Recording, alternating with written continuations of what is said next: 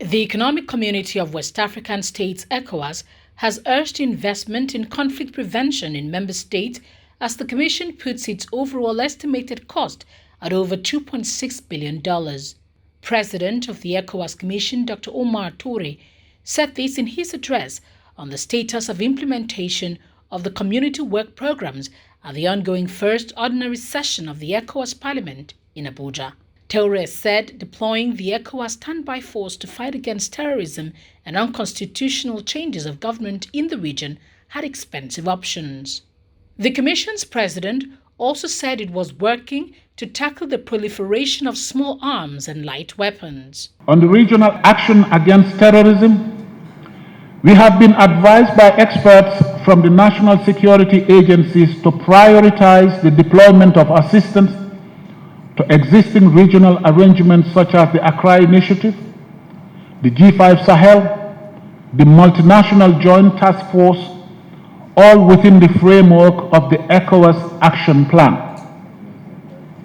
The concept of operations for the deployment of ECOWAS standby force to fight against terrorism and unconstitutional change of government has two options. Option 1 provides for a brigade of 5,000 personnel with its structure, composition, and the necessary logistics to conduct kinetic operations, and its estimated annual cost, $2.2 billion.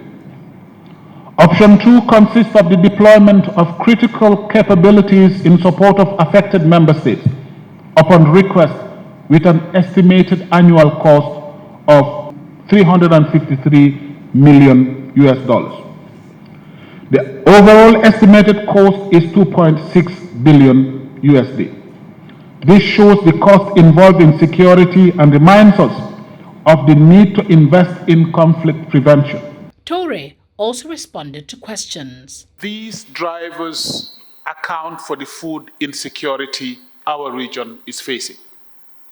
So food insecurity goes hand in hand with general insecurity. In my view, certainly we are not self-sufficient in food, but our inability to provide food security is mainly related to the insecurity that we are facing in the area of peace. So what is it that we are doing about this?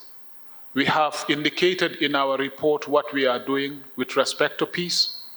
And just to wrap up, to summarize, we have indicated that we are working to revitalize our regional standby force so that they can support member states to respond to the threats of terrorism, as well as threats posed by unconstitutional change of government. On human development and social affairs, he said the key actions undertaken were in the areas of food security, education, voluntary return of migrants, and human security. In addition to the use of stock from the Regional Food Security Reserve, nearly 1.1 million, or 66% of the total projected budget, of 1.64 million of the responses planned that were prepared by member states in July 2022 has been mobilized.